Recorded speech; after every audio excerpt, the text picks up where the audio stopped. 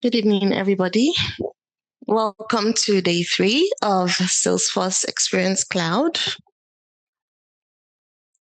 Today, we're going to be handling these topics, which are knowledge articles, data categories and topics, moderation, gamification and reputation, and then service cloud features.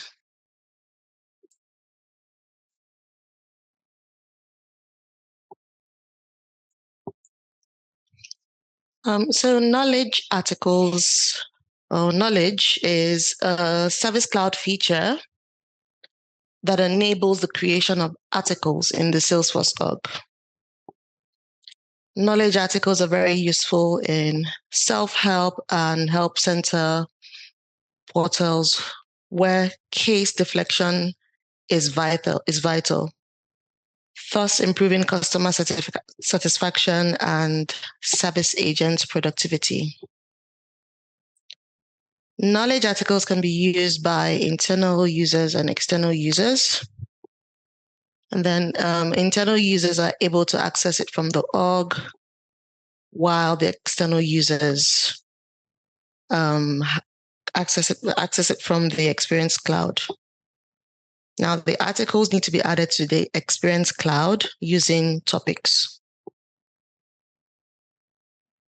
Then data categorizations. So data categorizations, they are the hierarchical classification of articles in the Salesforce org.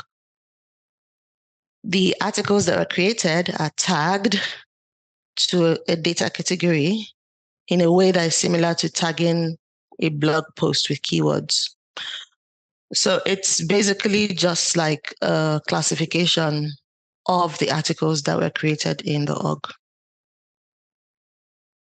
Then for topics are how knowledge articles are grouped in the Experience Cloud.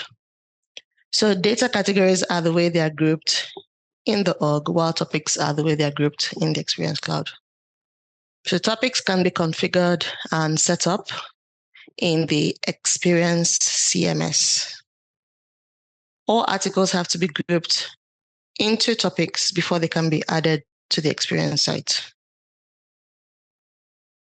Then I'll throw in public knowledge base there because it's going to come up in what I'm going to show you today. So this means a public access self-service site that allows you to provide a digital service channel through knowledge articles for users without need for authentication. More or less saying that this provides articles for users, for external users who don't require authentication, so our guest users.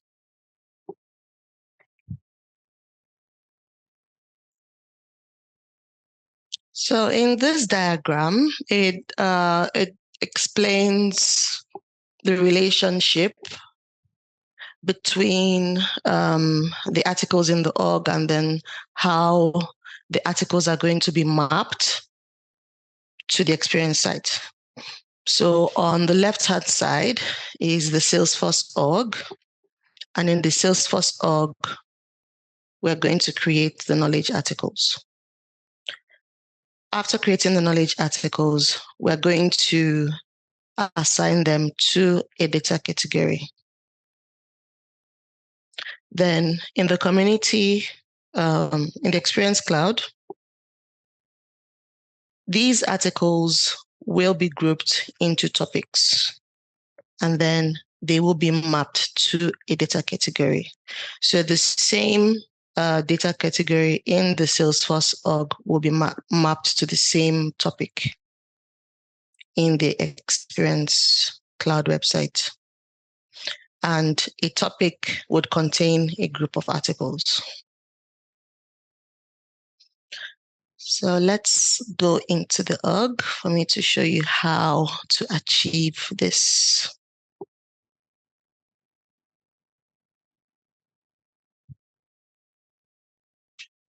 So we're going to launch our org.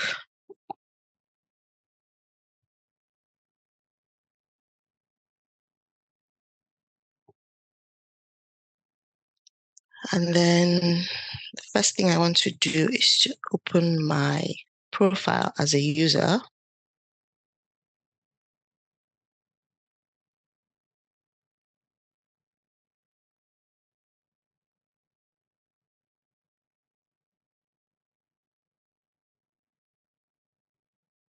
So what I wanted to show you here is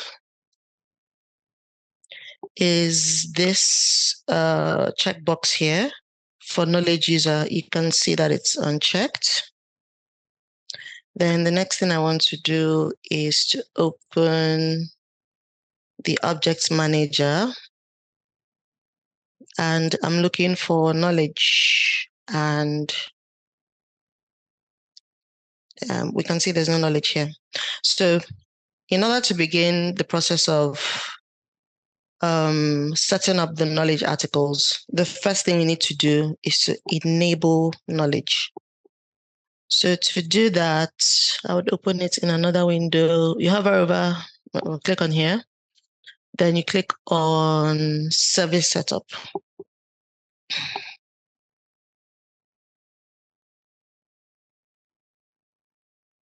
So in service setup, you go to knowledge setup, start. And then over here is asking me to choose the Lightning Knowledge authors, and I'm going to choose myself.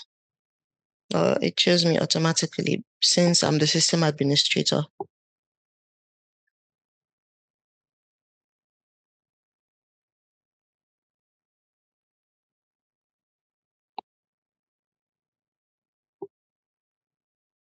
It's taking a while. Okay, then over here, it wants me to create a data category, but we're going to skip this part and create the data categories from the org. So I'll click on next and then finish. So if I refresh the object manager,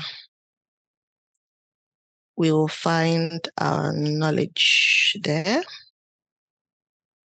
You can see it right here.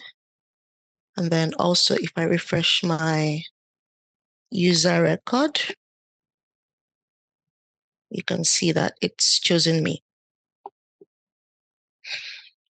Okay, so the next step is to create an article. Now that we've activated knowledge, so let's create an article.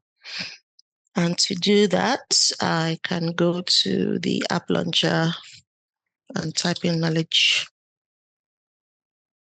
Open that.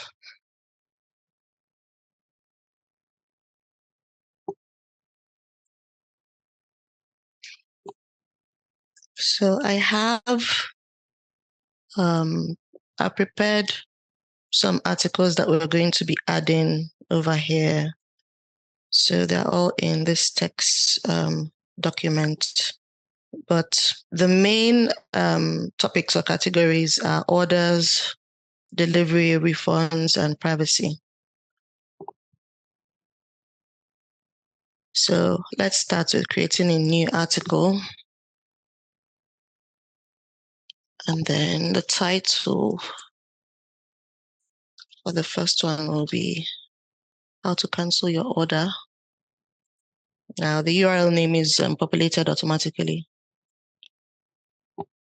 Then I'm going to add some content for the article. So there's an option or a field to add questions, but I don't want to add a question. I want to add an answer.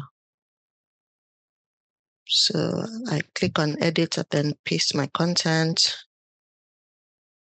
Then here I can customize this.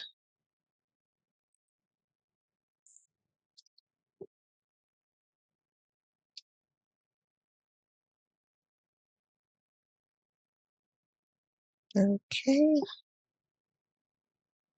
All right. So then after that, we come to the properties section, which reveals how you can share visibility of this article. So the first option, visible in internal app.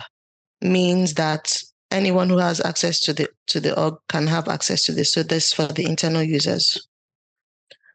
Then the other two are for the customer and partner. So if you want a customer user to be able to read this article, you check this. Same thing if you want that for a partner. And then the public knowledge base. So this is for the guest user. So if you want the guest user to have access to this, then you have to check this button as well. So I save.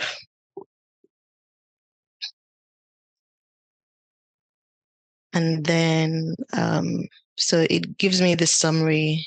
So over here, it tells me that there's an article record type and it's called FAQ, has an article number.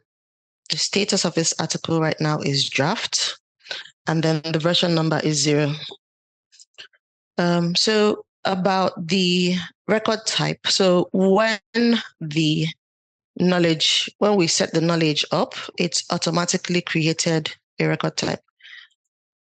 And I can show you that from here. Record types.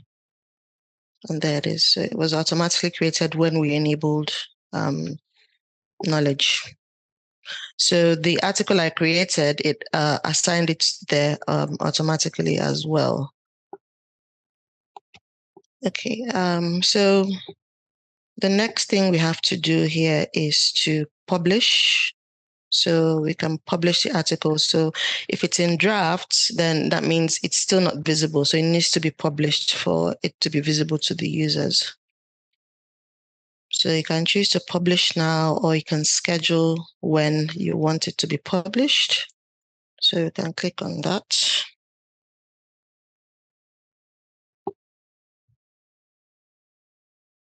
So these buttons here also mean that you can go back to edit.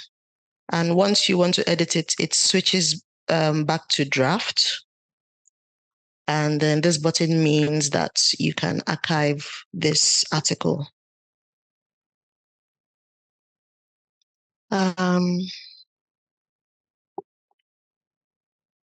Then in this section, the category section over here, we don't have any categories here. So let me just do edits because I would have to edit to be able to access that area. So if I click on this drop down and do edit, we currently don't have any data categories here. So we're going to go and create that.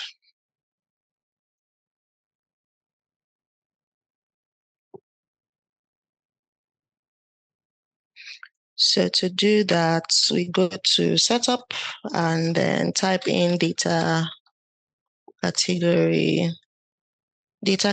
setup.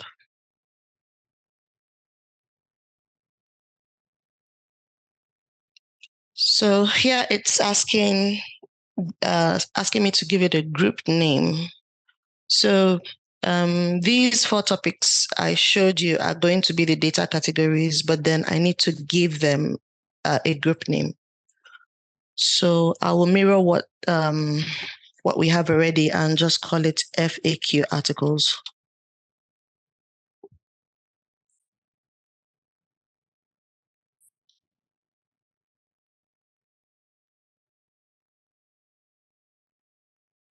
And then save.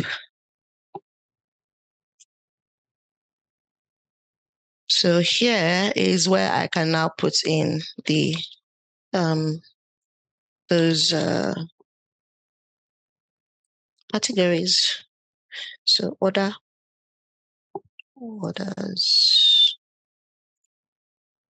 Sorry, Ogenna, we have to search for data category in service setup? Data category setup. No, Okay. no, in the ordinary setup. Okay, but I'm not able to find it in my ordinary setup. I was able to find it in service setup, but not in ordinary setup. Do I have to enable something?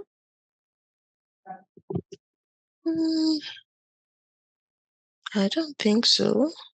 Did you enable knowledge? Yes. Okay, I'm really not sure about that, but you can go the way that it allows you to. Okay, thank you. You're welcome. So I need to add more, add a sibling. Delivery.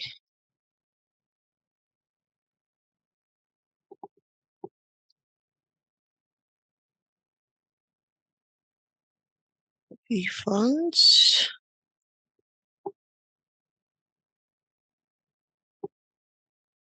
Privacy.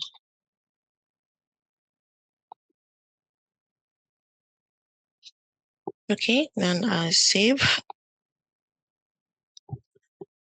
So you can see that the FAQ articles is inside the inactive category group. So we have to make it active by clicking on this touch button. And then it moves to the active category. So it's now activated. So the next thing we need to do is to configure data category visibility, which is right here. So I'll click on that and edit.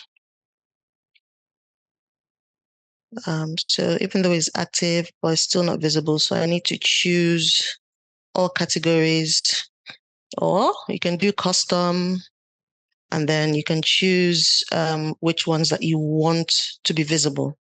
But right now we'll just choose all categories and save.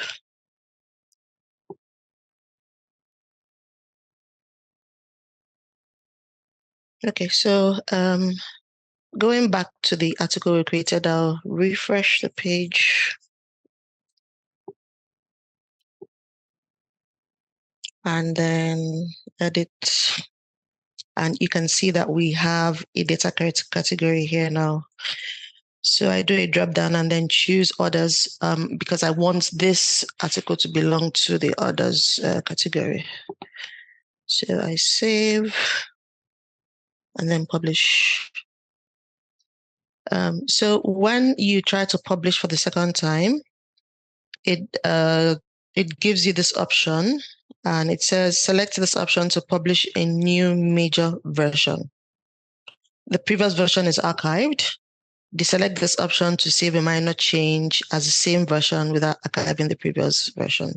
So that's what we're going for. We're going to uncheck that because it made a minor change.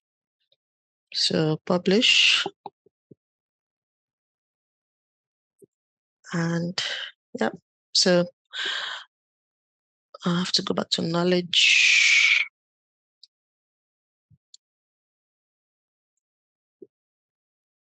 So in knowledge, you can see our article. So I want to create another one.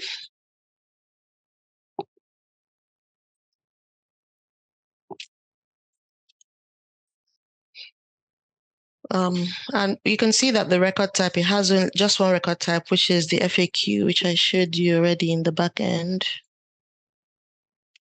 And an answer.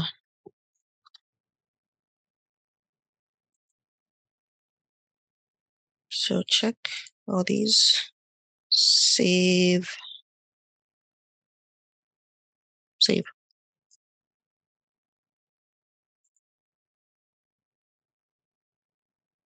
Add to order, and then publish. So let's create some for delivery.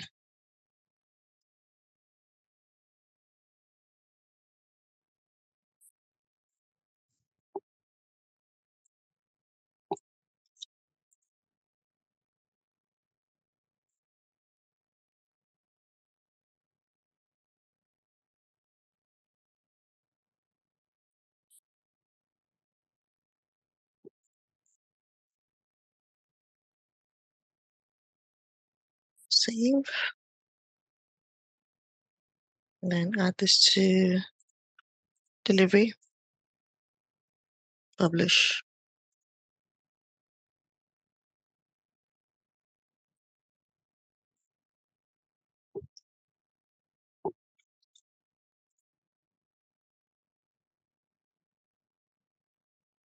Second one.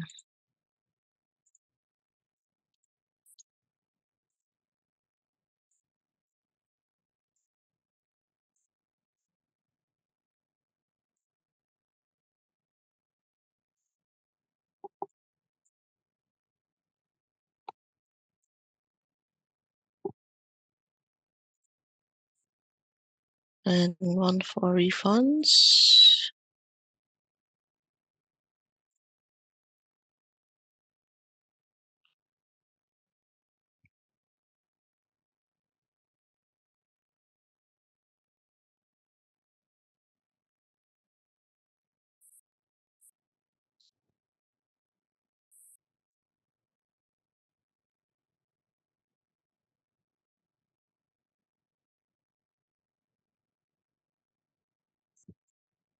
Then one for privacy. I'll publish this one.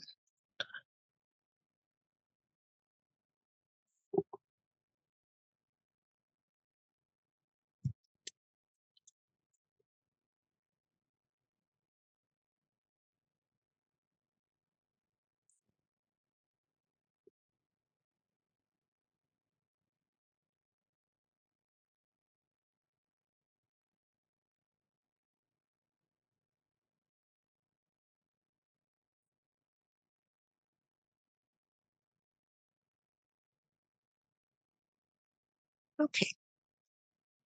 So if we go back to knowledge, no,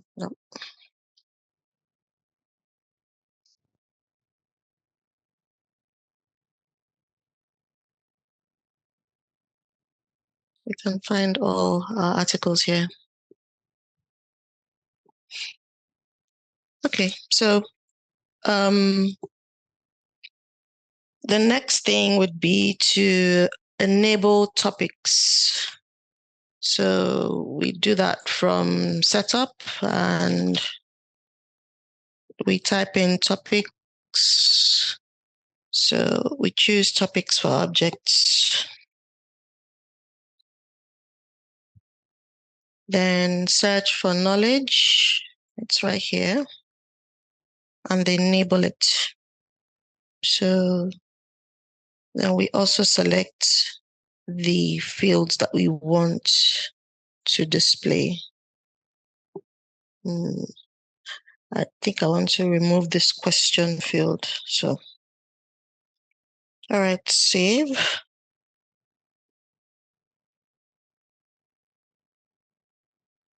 Okay, it's been enabled. So the next thing to do would be to go to our site and add the topics to the site. Let me do digital, all sites, then workspaces.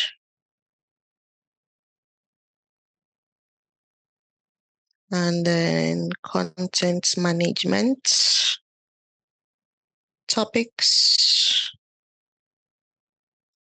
So over here is where you set up the topics, and we begin from topic management. So we add new, and what we're adding here are the categories, those data categories that we created. So the same thing, orders, enable for content and save. We'll do the same thing again for the other ones.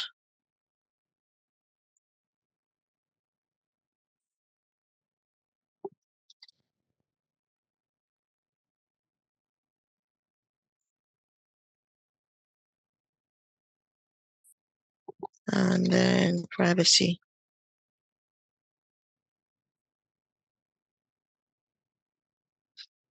So now for these buttons, you can merge the topics and you can enable them for content. You can edit and then you can also delete. So those are the actions that you can perform on here. So go over to the next tab, which is in navigational topics. So this lets you set up the option that you can add to the navigational menu. So what we do here, we also create those topics again.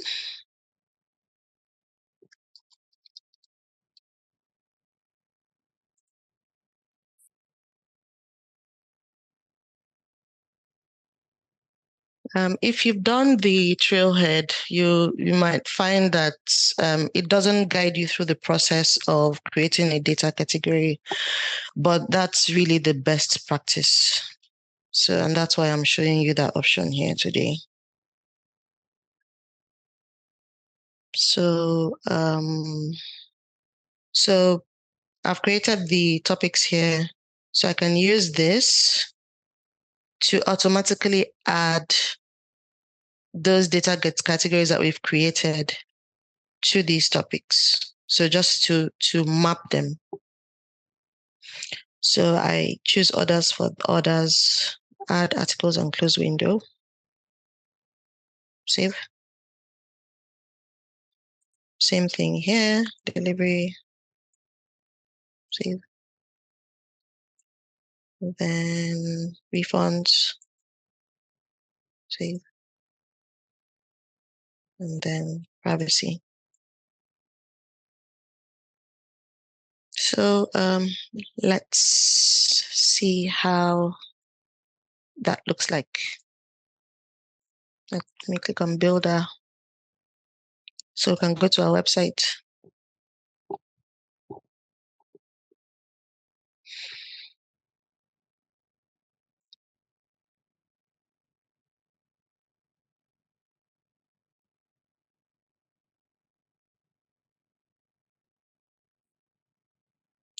So I'm opening up the component detail for the navigational menu. And so to add the topics to the navigational menu, because it's not here, I think I removed it yesterday. So to add it back, we give it the name topics. Then over here, we choose navigational topic. And then we make it publicly available. And then we save. Okay. Hold on.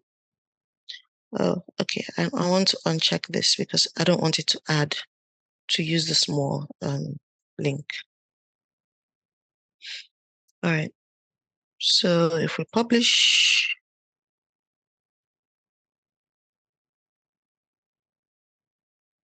and preview, we can find it here. But let me move the position to the center. I'll just drag it up here.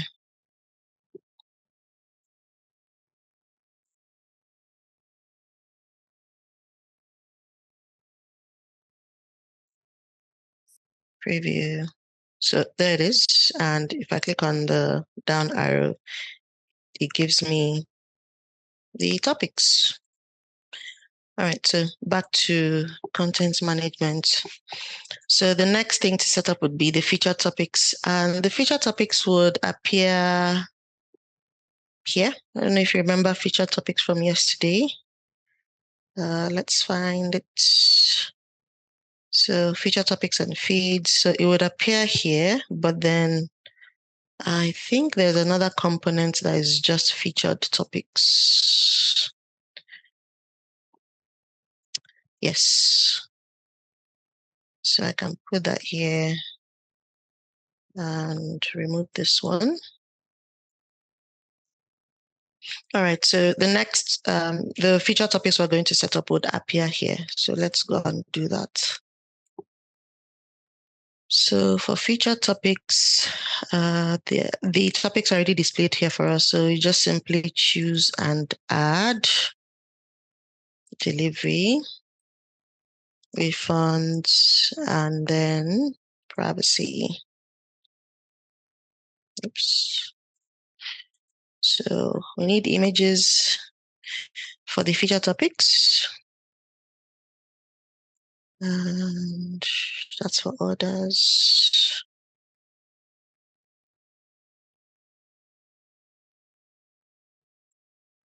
Then for delivery,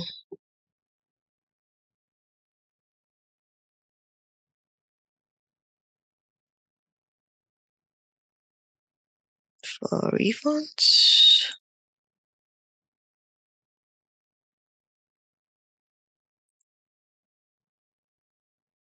privacy.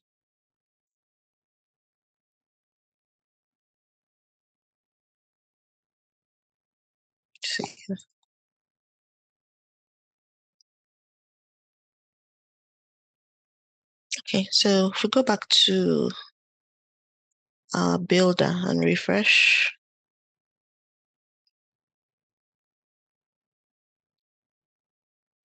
we have our feature topics. So if we preview, we can click and open to the pages, and then it has the articles here. So these are the two articles that we created for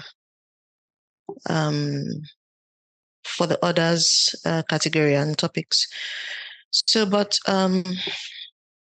there should be a better way to display it without putting it in this tabular form. So if you look at the top here, it says topic detail.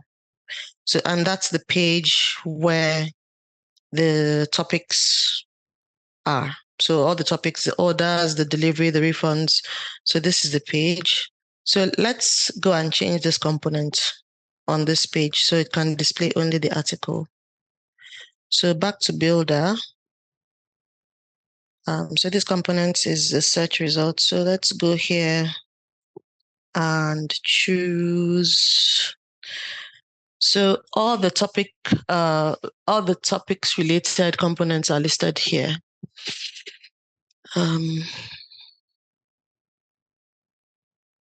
Articles with this topic. And that's the one. Yep. So can delete this one. Okay, publish our changes.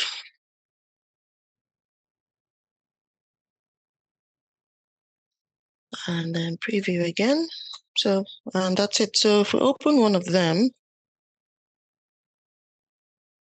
you can see the content of the article that we created.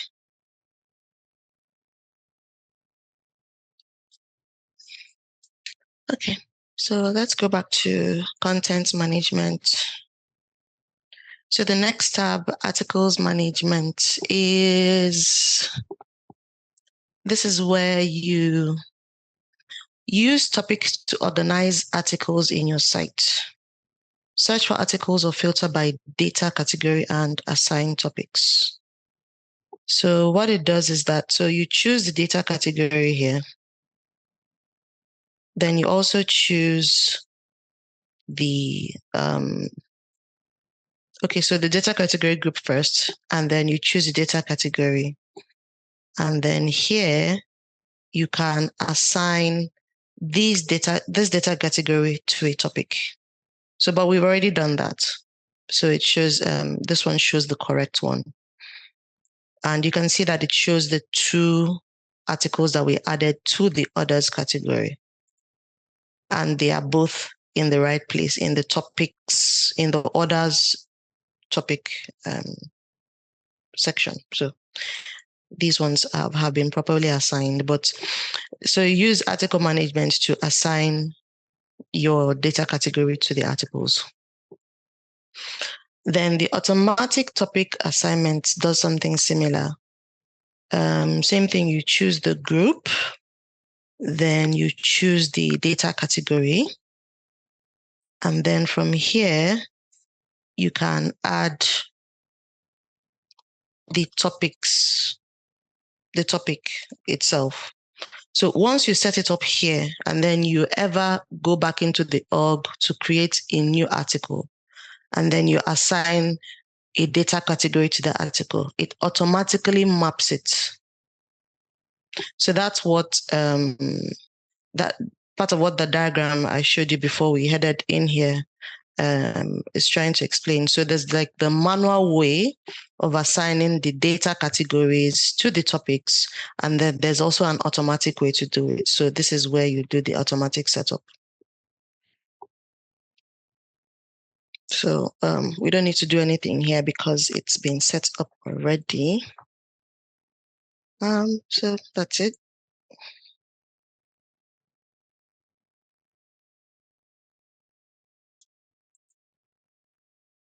Okay. So I would like us to view our sites so that we can take a look at these articles. So let's go back and then click on this link.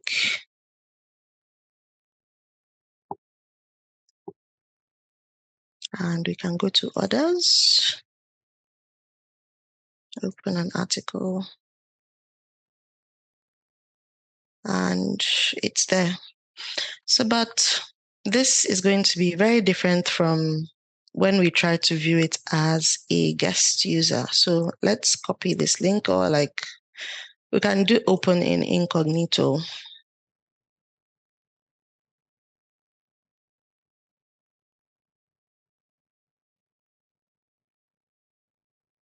Okay, orders.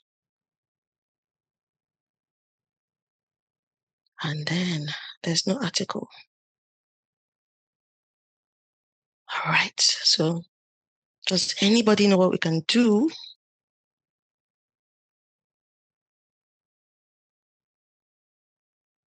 Does anybody know what we can do?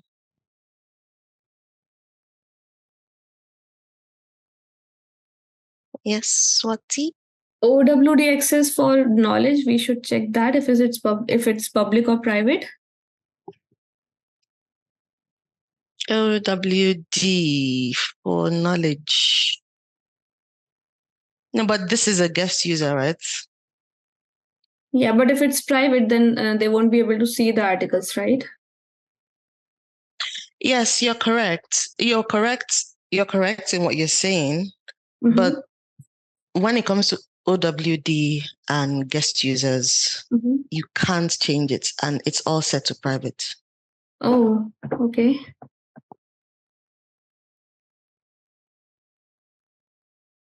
Okay. If Foster says permission for guest user, what kind of permission? Permission? Do you mean permission set?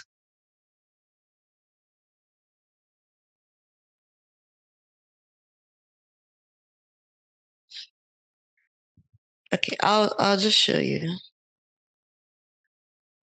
Roger.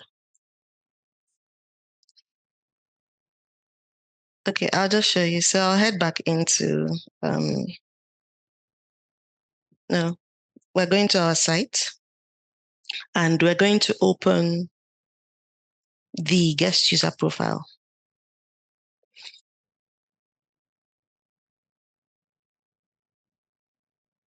So you remember yesterday when I said that you can't find the guest user profile in the list of profiles. So if I open like the profiles, you would not find the guest user profile here.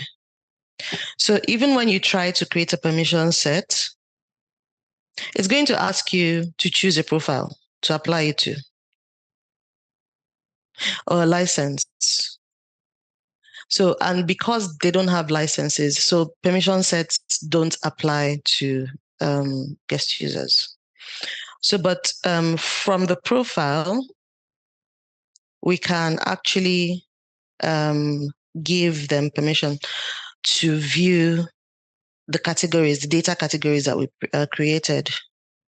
So I want to do Control F, category. This view is, I want to change this view. Give me a minute. Okay, so I want to change this view to be to group these items better for me. It's easier to find things that way. So what I did was to open user management settings, and then it's this one, enhance profile user interface. Yes. So when I refresh, okay, so you can see the way it grouped it. So it's easier for me to say, okay, I want to look at data category visibility. That's where I'm going to. So when I click on that and do edit, so you can see that it says none, and this is for the guest user profile. So we have to activate it. And you remember we did the same thing for the org when we created, after we created the data categories. So change this to alt categories and then save. And then there's a second thing to do. Have to go back to the profile. And then we go to object settings. And we look for knowledge. Knowledge. Okay. I think this is one. This is the one that we created.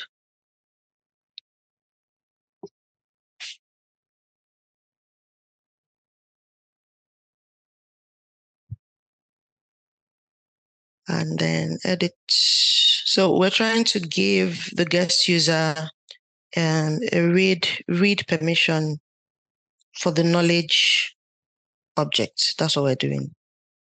So over here, under object permissions, you check read and save. So let's go back. Let's go back to, I think I closed it. Okay. So let's go back to, let me just close all these ones since we don't need them.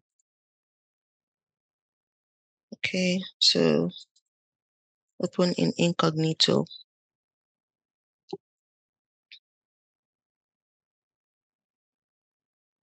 Orders.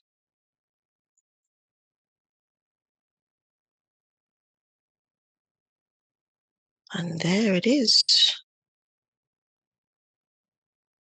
But it's not giving us our answer. Let's try the other ones. Same thing. It's not giving us our answer.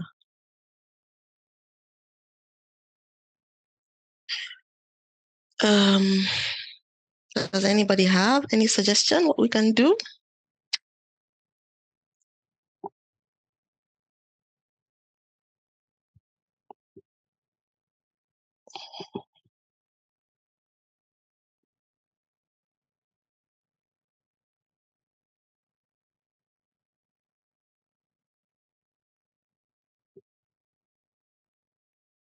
Privacy.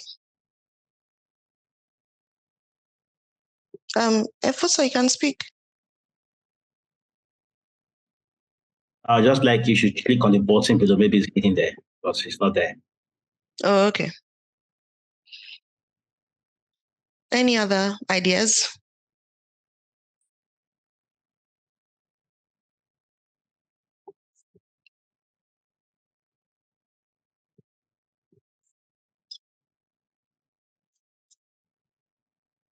Okay. Let me just show you. So remember when we checked, I think I need to open that page again. So when we went into the object manager to look at the knowledge object, and we determined that the record type FAQ was created. So not only was an FAQ record type created, a page layout of FAQ was also created. And that's why when we tried to create an article, it said new FAQ. So when it comes to how these two were assigned, we can look at that here in the page layout assignment. And we can see that all the profiles were assigned the knowledge layout, which is the master, which is the original one before the FAQ one was created. So, and the FAQ was only assigned to the system administrator. So this is why when we went into this site, so this is the system administrator who's building the site that is viewing it. So that's why when we tried to open it while we're logged in, we were able to see the articles. So when we did this, we saw it. So what this means is that this page layout, that's what we are seeing here. So for us to assign this to the guest user so that the guest user will be able to see it as well, remember, we can't do it from inside the org because you can't access the guest user profile from inside the org. So we still have to go back to the guest user profile where we were before. So it's still done on this page where we are right now. If you check here, you see knowledge, record types, and page layout assignment. So over here, when you edit,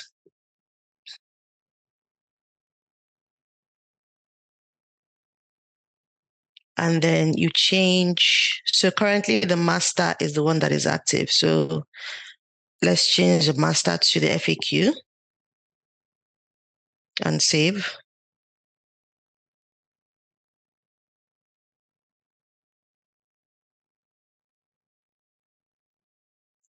And then go back to, okay, have to open the incognito again. So let's go back to incognito.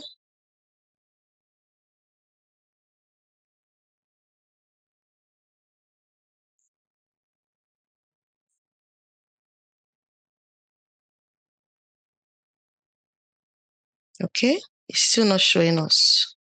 It's still not showing it. But it should. Okay, let's go back to the profile. And edit.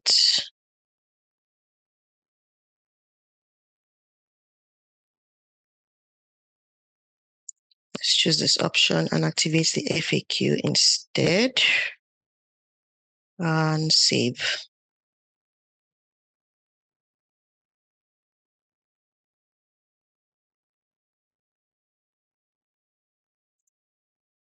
So go back here and refresh. Okay, we get a little something. So that's not enough yet. Okay, so while I was working on this, I actually figured out a way to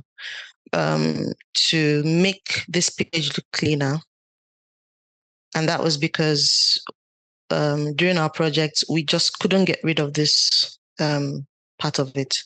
So what I did was to go back to the page layouts, and I created, I think, okay, let me just open these so that you can see what's inside each of them.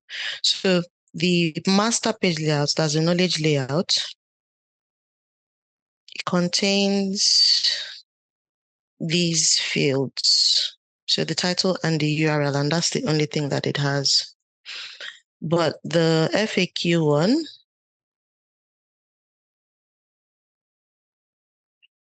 contains all of this. And we don't want to remove this. So what I did was to create a new one, use the FAQ as its clone, and then I call it guest user layout.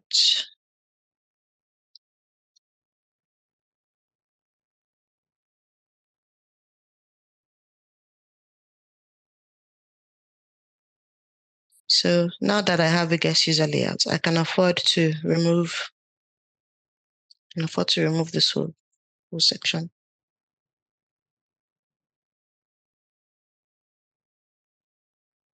And I also want to remove the question field.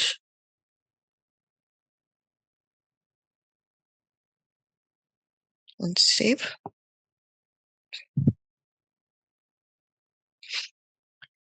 Then back to the user profile. I want to update this part as well again.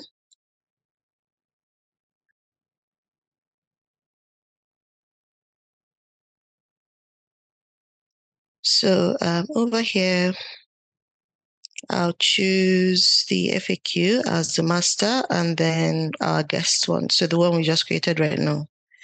And that's the one that we want active.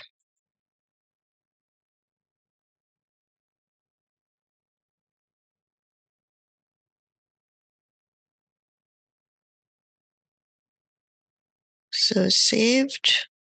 Go back to the public site. And it's still not showing us. So it's showing us the title and the URL, but it's not showing us the answers. Does anybody have any ideas on how to fix that?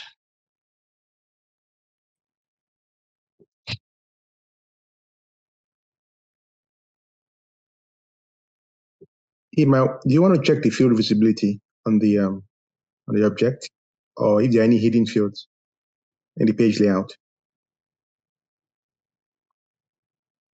From the page layout or from here? Because you said two things. I'm just wondering if any if there are for the guest user profile. Yes. If on the object, if you want to check field level visibility field on the level. field. Yes. Okay, so I also discovered that I couldn't make any changes to the field. So all this visible in internal, it's all grayed out. So I couldn't make any changes here. So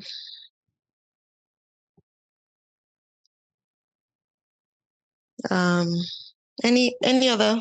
But the first field answer is unchecked. Can we try to check that in read access? Edit access at the top. Yeah. The one at the top, edit as a good. Yeah. And save it and try to do that. So I'll send you on the chat box. Oh, okay. I didn't see that. Sorry. Okay, so let's try again.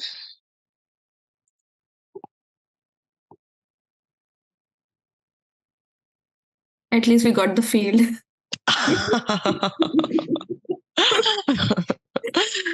Okay, yeah. So that's it. That's all we're missing. Yeah. All right. Well done and thank you. We did it. Okay. All right. So yeah, just because it was a challenge for us at the time, so I just thought, to show you guys how to take that off. Okay. All right. Let me go back to. So, does anybody have any questions about any part of this before I move ahead to another topic?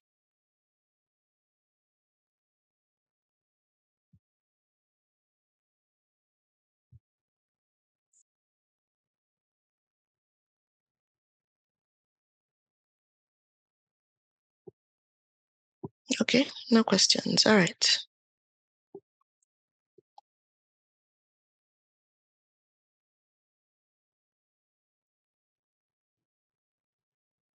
Actually, sorry, I have a question. I apologize. Okay. When I go to my build, the workspace, I get an error, and it's something to do with the, I guess, the URL when I first open it up. I don't know what the Workspaces. when you set up the link, the URL link, the access resources, I think I must have missed something in how you set up so when you go to the web space, you go to the builder. Every time I go into the builder, it says can't access resources. And then I just click OK, and then this disappears. So do you mean when you were creating the website that you didn't add like... I don't think I added the link properly. So every time when I click on builder, yeah, I get that. You get an error. Yeah. So I wasn't sure what the step was to go back to fix that.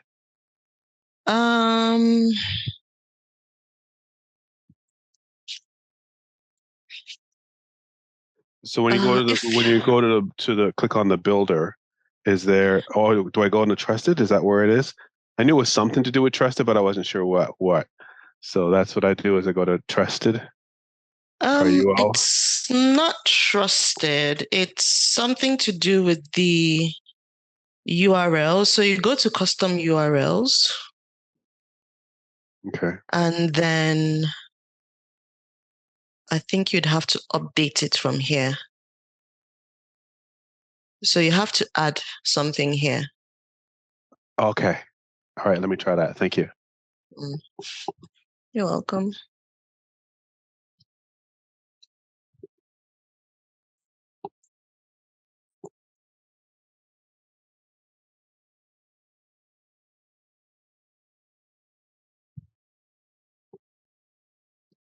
Okay, so our next topic is moderation.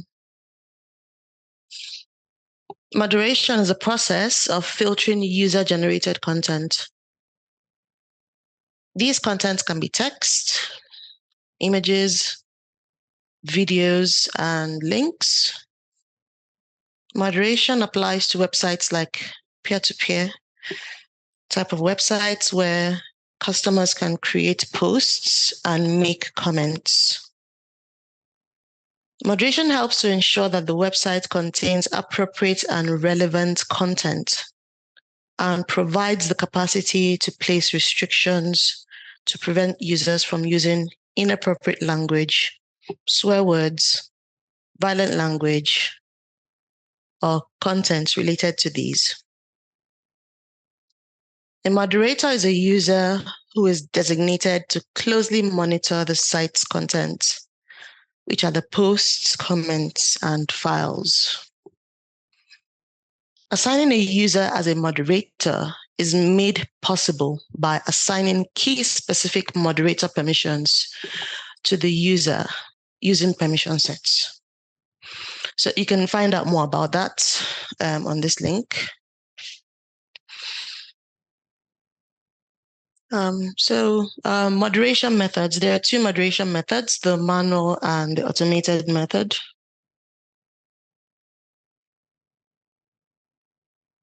So the manual method involves assigning moderators from a member of the community to review the posts and the comments that the users make. Members are given the privilege to flag inappropriate or spam content.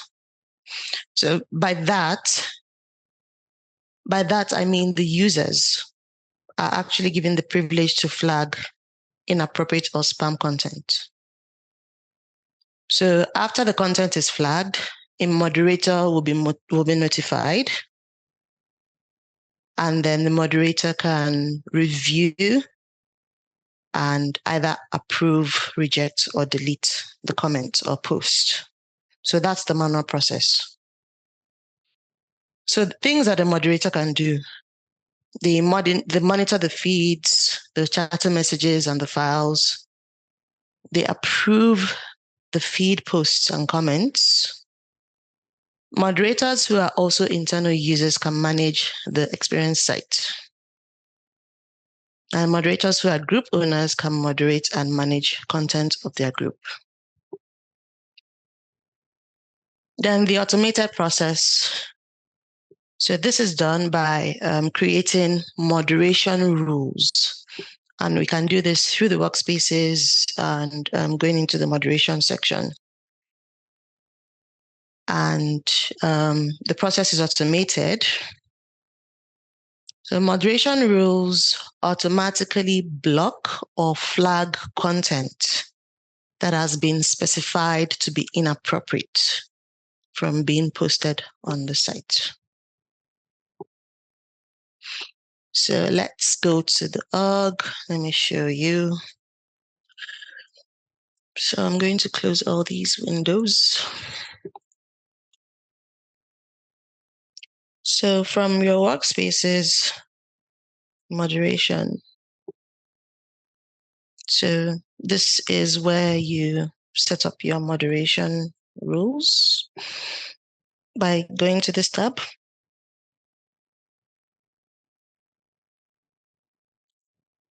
But before we go into any detail, I want to tell you more about the moderation rules.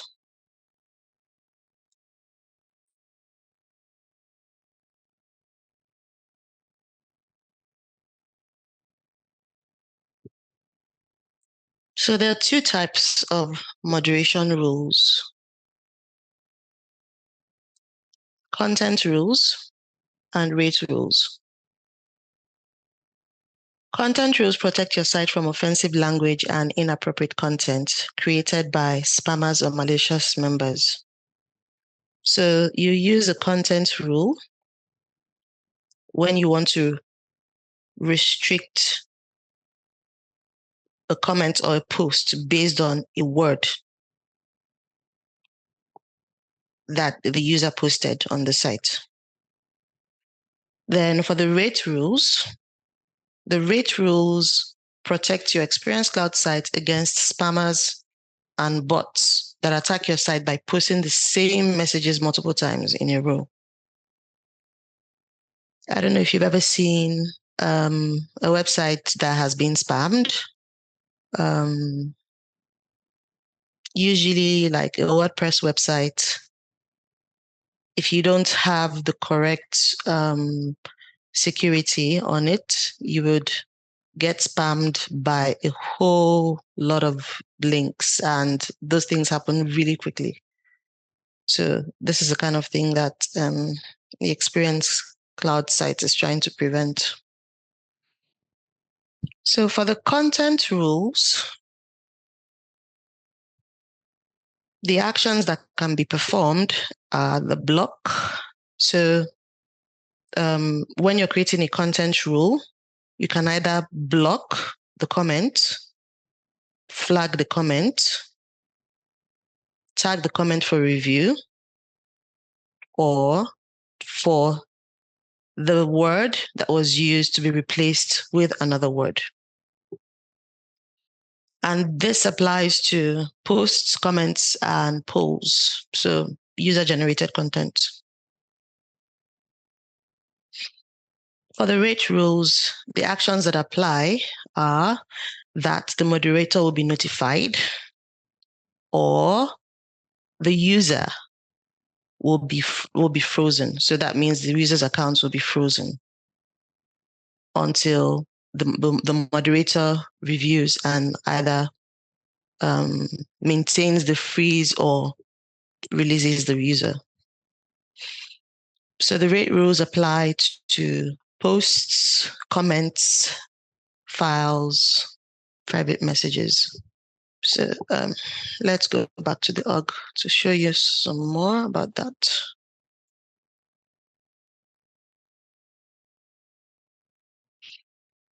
All right, so here we have some moderation rules already. And this is a combination of content rules and rate rules. So this is where you can create either. So the examples that we have here already, can you tell which one is a content rule based on the action and which one is the rate rule? So remember that the rate rule is where the moderator is notified and the member is frozen. So that applies to this middle one. And then the content rules can be blocked, flagged, replaced, or reviewed. So I'd like to just open some of them just to show you how they were set up. So for this, which is a content rule,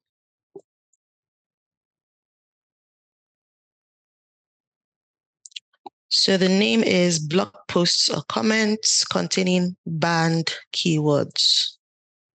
So this rule would block any post or any comments that contains a banned keyword. It applies to posts and comments, so both were checked off. Then the action is to block the person. So if the user had used a banned keyword, they'll be blocked. Then coming down to the criteria. So the criteria is the condition that needs to happen for this rule to be effective. So for the content rule has two criteria: the member criteria and then the content criteria. So all these criteria can be set up by the moderator or the administrator. So they don't come by default by this, from the system. So there are conditions that you can set up depending on what you want to implement on your peer-to-peer site.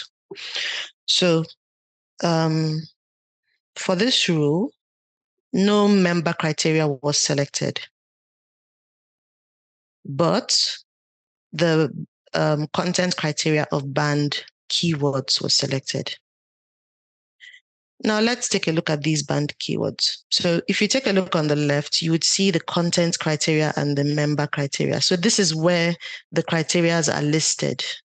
So the criteria that you use in here are created from inside here. So if we take a look at the content criteria, I'll open that in a new window.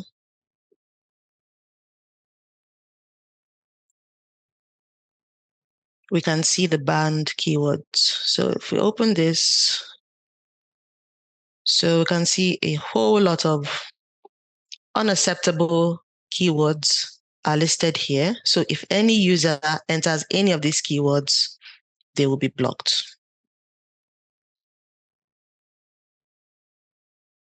Then for the member criteria, let's open that in a new window as well.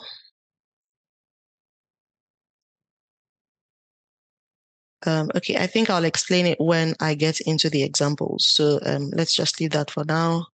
So this is for this moderation rule.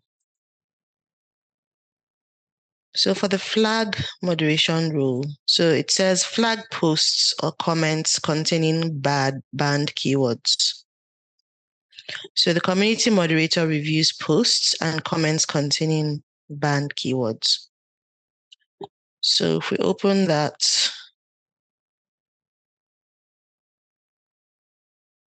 oops, how did we get there? Okay, edit.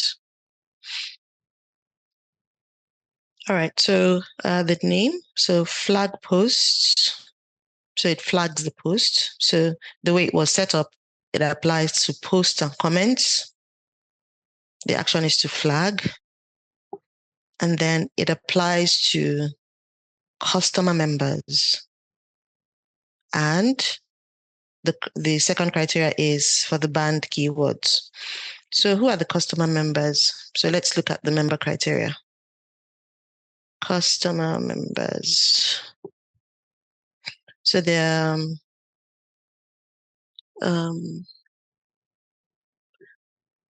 okay. So the customer member is the customer. So you can see the user type here where the customer is selected. So in the same way, you can choose if you want it to apply to all of them or some of them. So you use either the user types or a user profile to narrow down.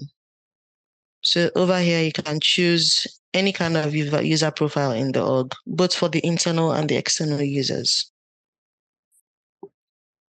Then in this section where it says filter members based on the date that the member was created, the user was created, or a member without site contributions. So that's what this criteria contains. So going back here,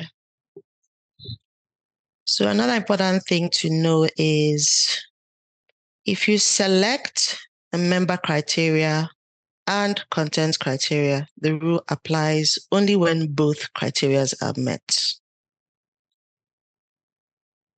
So I think that's descriptive of what will happen. Okay, so let's go back to here and let's look at the replace. So for this rule,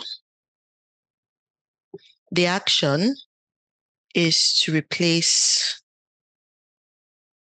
the word that was used, to replace the bandwidth that was used with another one, with asterisks. That's what it says here, sorry, with asterisks. So over here, there's no member criteria set up. So let's go back to the other one.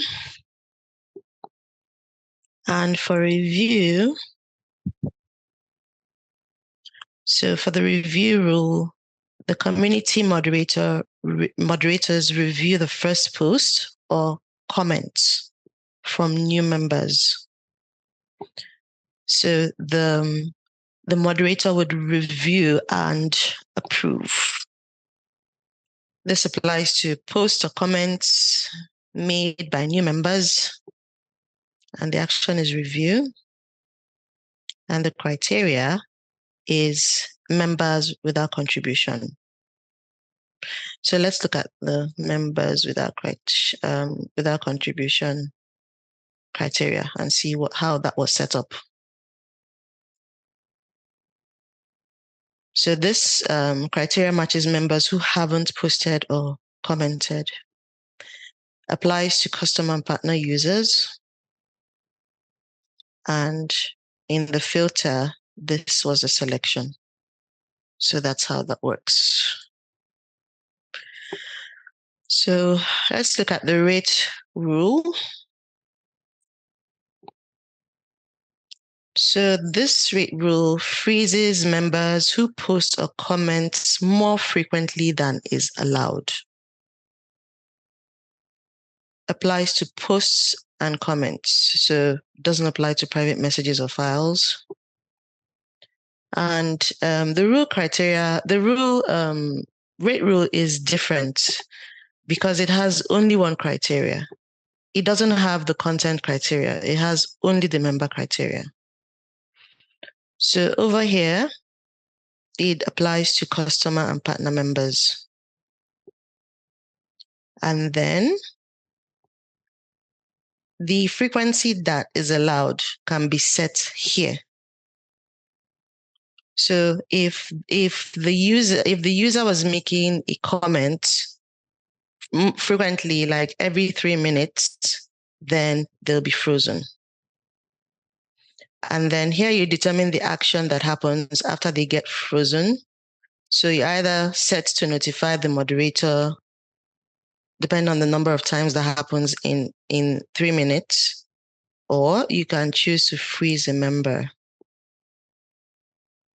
So members are frozen when they create content 10 times in 3 minutes. So that's how it works.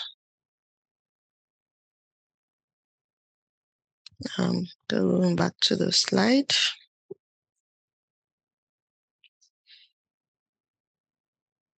So under the criteria, you can only have 3 content criterias. And that is in one content rule. Oops. So in this content rule, for example, you can only have 3 members here. And then, sorry, content is over here. You can only have 3 here, 3 contents and 10 members. Let me just say that again. So for the content rules, you can only have 3 at most contents criteria and then 10 member criteria. And then for the rate rules, you can only have 10 member criterias.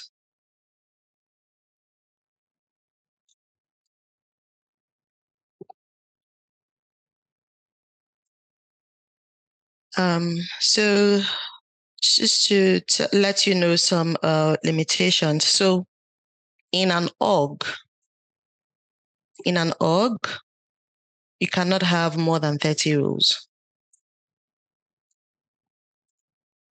You cannot have more than 30 rules. Then also in an org, you cannot have more than 30 content criterias. Same thing, you can't have more than 100 member criterias in an org. It's very important for you to note all these and to understand the way it works, because there are exam questions as well. Any questions?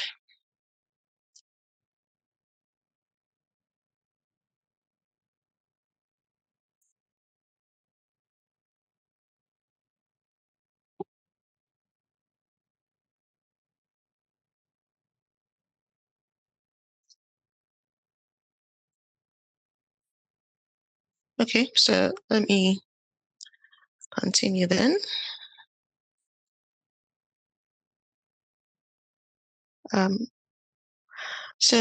There's a sequence to how these actions are applied. And I added this link here so we can look at it together.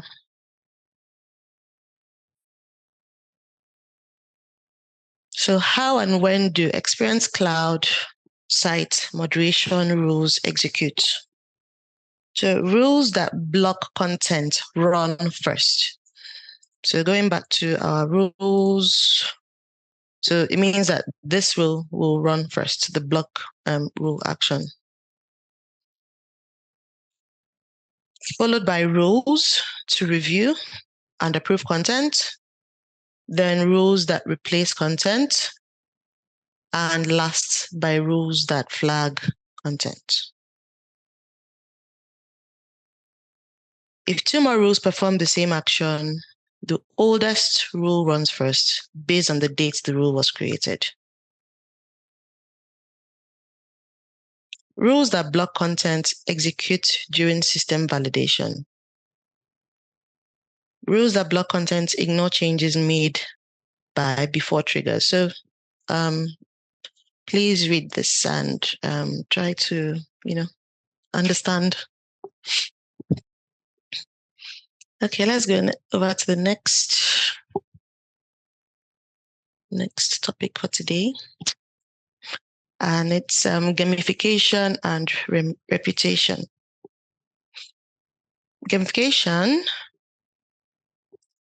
is the process of adding games or game-like elements to something to encourage participation and increase engagement. Gamification uses a point system or badges to reward users for participating and to encourage or motivate them to remain active. In Experience Cloud, you can add the gamification feature to websites. And these features are badges, missions, and reputation levels. Reputation. What is reputation? Reputation is used to represent how active a user is. The more posts, comments, shares a user sends, the higher their reputation level because they get points for performing different activities. So all this can be set up in reputation levels. And a user's reputation level can be found on their profile page or when another user hovers over their name.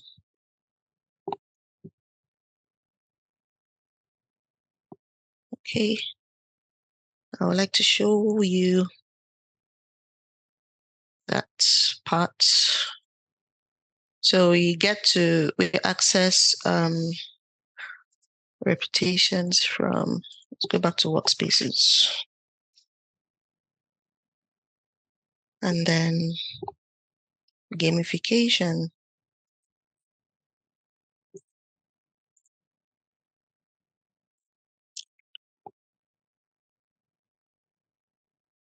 So you can see that it's not active. So that's our first step, which is to activate gamification. So we do that by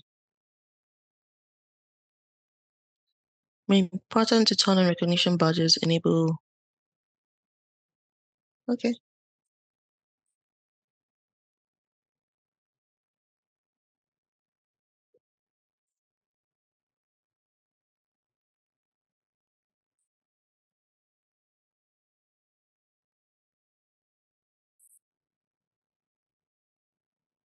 I did not see that before. Okay.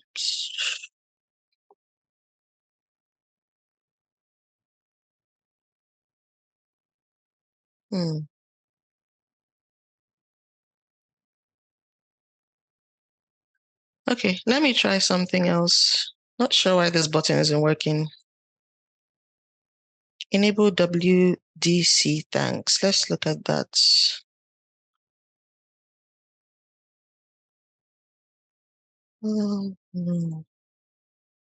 Let me go back to workspaces and then go to admin, preferences. So over here, I can activate reputation here by checking this box off. Enable setup and display of reputation levels.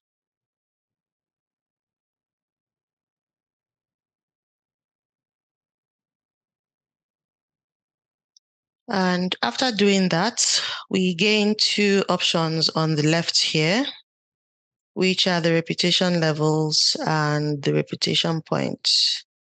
So just as I described, you can set up the reputation levels. So, a very good example of gamification is our trailhead. So the trailhead allows you to participate by performing actions in the Salesforce org, and then it will award you points. And then when you build your points up, you get a recognition or a badge or badges, super badges. Yep. So let's say I just want to do like a simple example.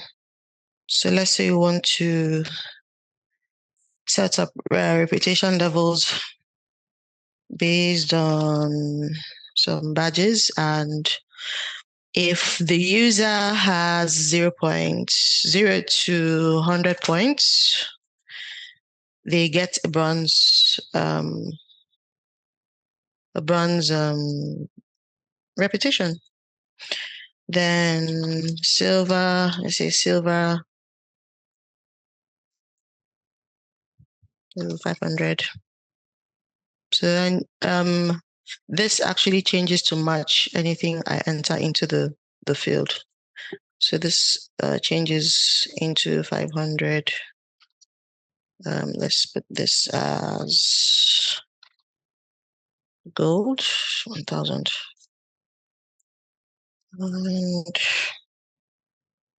And platinum.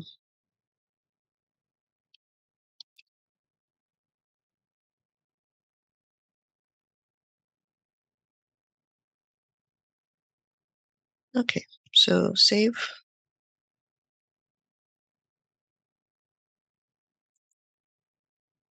This number must be less than the point range for the next level.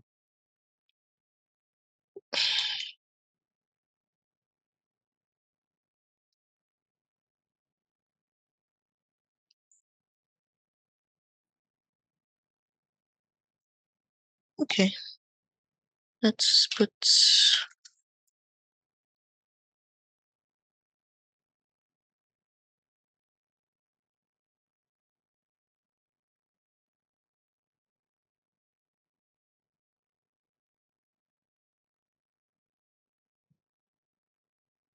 all right. Then for the reputation point, so this is where you set up the number of points a user gets when they participate. So if they write a post, let's give them 10, write a comment 5, receive a comment 5, so and so on. So depending on what actions that they perform, their points will keep adding, and then that would determine what level that they will be placed in. So that's how to set that up. But then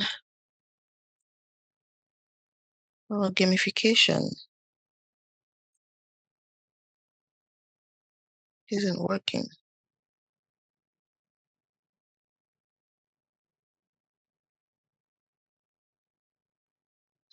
I don't think this is what I need to do. Okay, if you haven't followed the steps yet, if you haven't yet followed these steps to enable, okay, let's try that.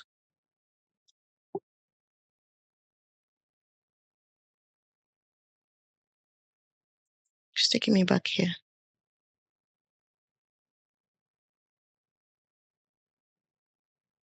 I don't want to believe that this is what I have to do.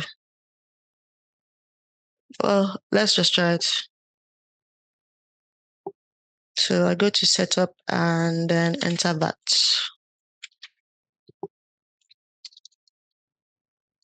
But that's in classic.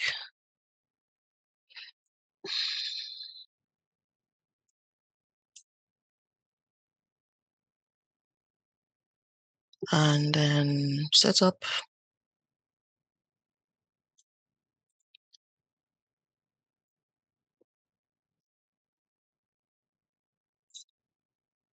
And then it says under thanks settings, select enable and save.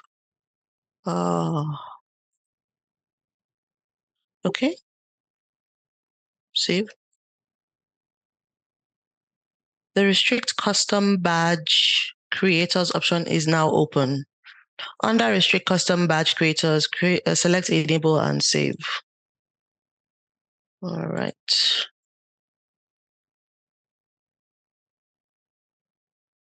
Okay. Let's switch back to Lightning.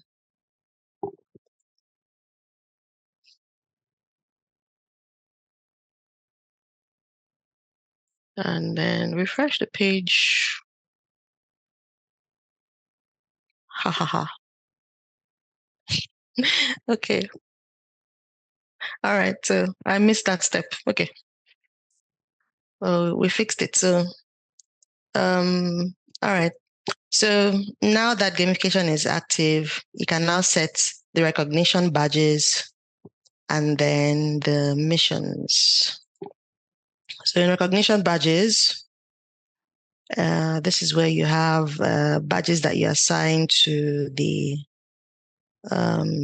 users, and it's based on what mission they have completed. So here you can choose if you want the badge to be a mission badge. And then here is where you set up the mission, which is what activity that they need to perform. So let's say,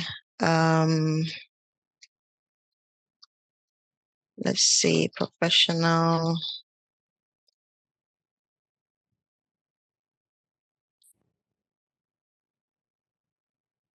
And then the activity. So in writing a post, and the threshold is 10. You do not have any available missions. Okay, I think I understand what it's saying. So over here, we haven't assigned any of the badges to be a mission badge. Well, we can create a new one.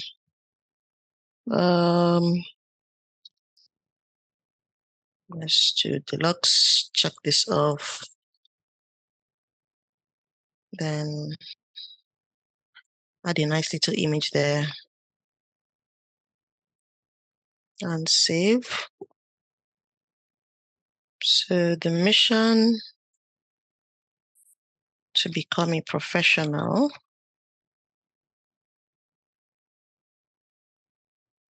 would be to write a post 10 times and save. So that's how to configure that.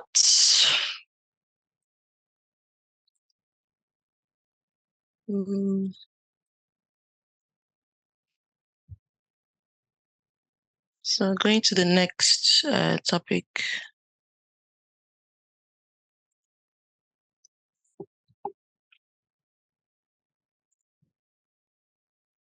So the next topic is Service Cloud features. So this is one of the requirements for on the exam outline.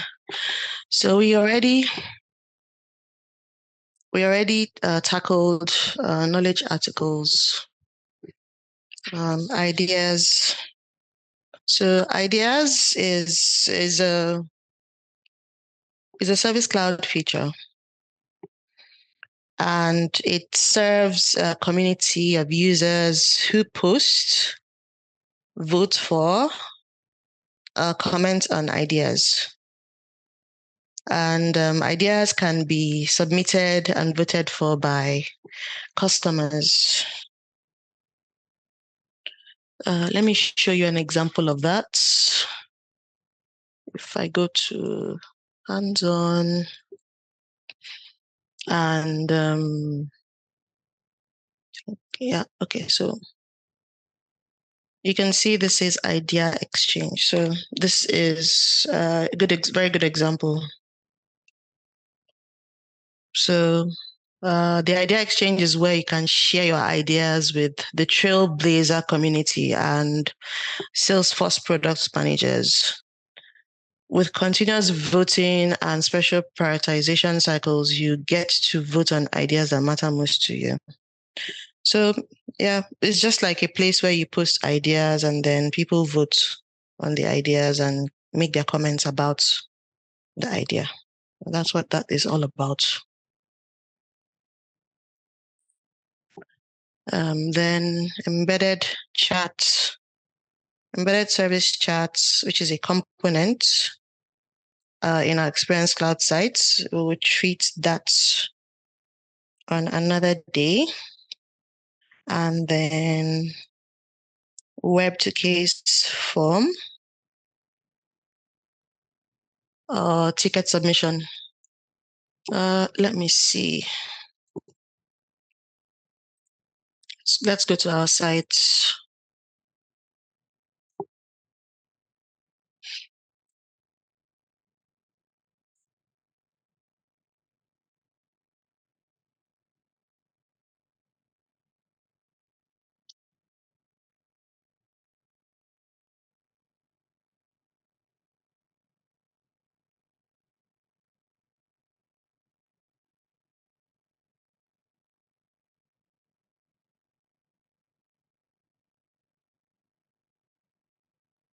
Mhm.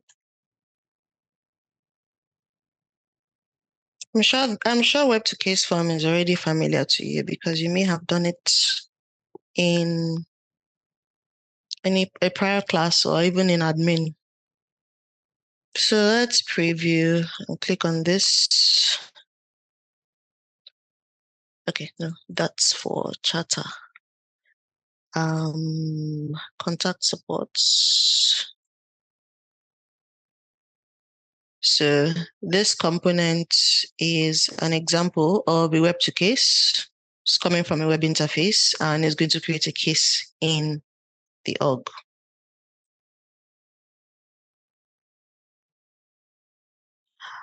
So this is a component, that can do that automatically for you.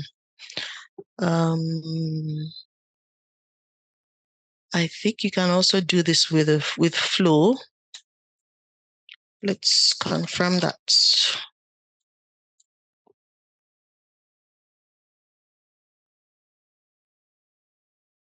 So yes. So you can use, so this is a pre-built flow that comes with the developer org. So this can also be used to add a screen flow to your experience site, and it would create a case for you in the org. And trying to check if there's any other way. Let's see.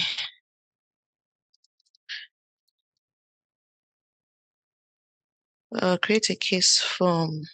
Okay, let's see.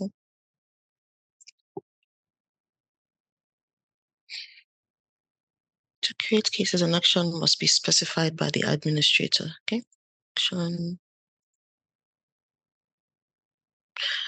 Okay, I guess this needs some specific information for it to work. So this can be another way to create a case.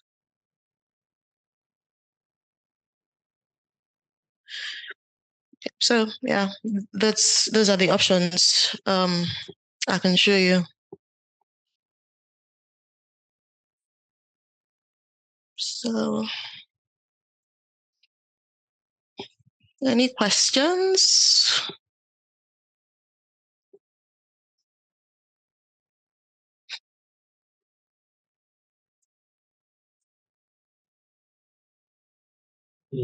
Yeah. Okay. Sorry.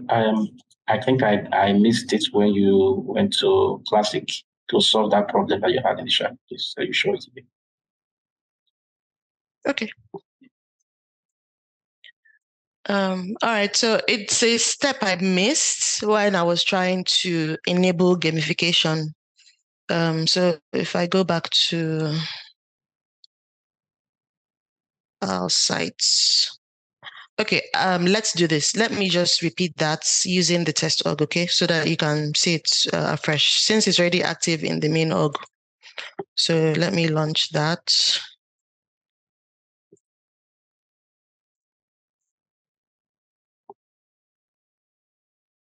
And go to digital experiences, our sites. So I'm just going to open any of them.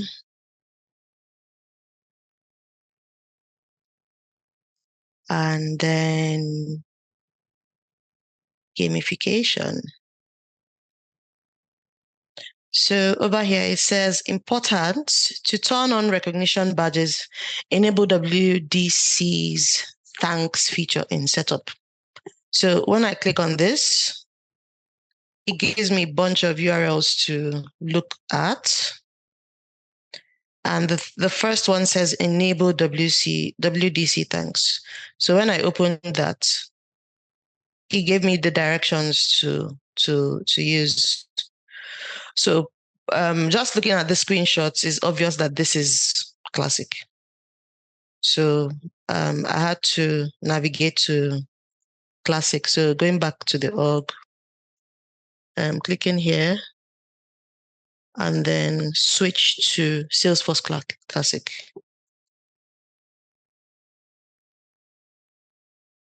So over here, it has its own setup button, which is here. And then I paste what I'm looking for. And then it gives me that option here. So I open that. And the direction says, under thank settings, select enable and save. So this is tag settings, select enable and save. Then again,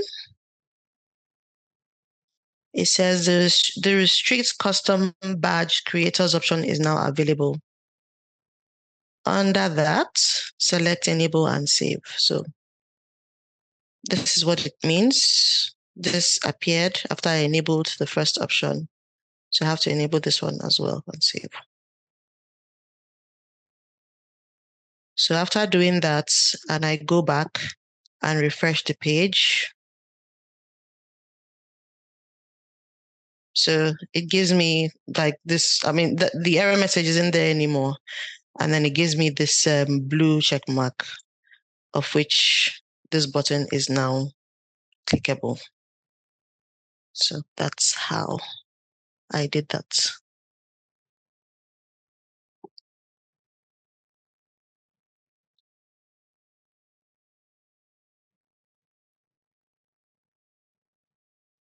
Okay, any other questions?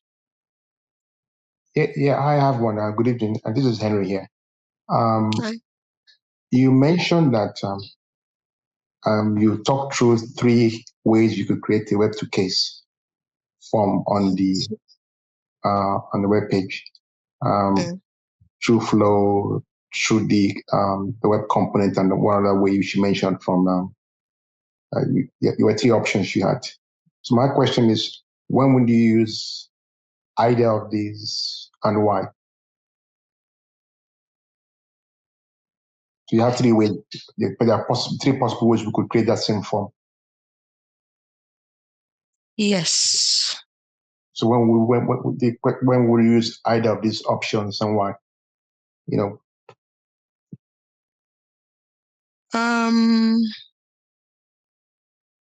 They all do the same thing. They all do the same thing. They all receive information and create case for you in the org. Okay. So, based on my experience, when we tried to use the component during our project, it didn't work. So let me just go there. So it wasn't creating the case the way we wanted it to create the case. Okay. I think there was something about one of the fields that it wasn't capturing. So, but we tried everything. It didn't work. So we sought for help, and that's when we even got to learn that, okay, we can use Flow. Okay. And that was what we did. So we used the Flow and that worked. Okay. All right. Thanks. That's what I wanted to understand. Why? Are there advantages to using one over the other? And are they, kind of pros and cons kind of thing? But, I guess that's one of them. You just mentioned. Yeah. Thanks. Welcome.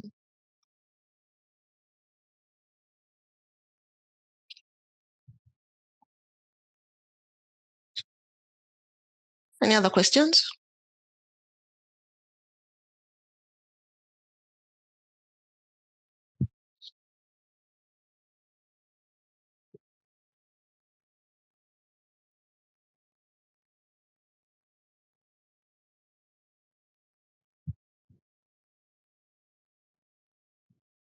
Okay. So tomorrow we'll be diving into licenses, and then we'll talk about Salesforce content management system, CMS Connect, and channel sales and PRM.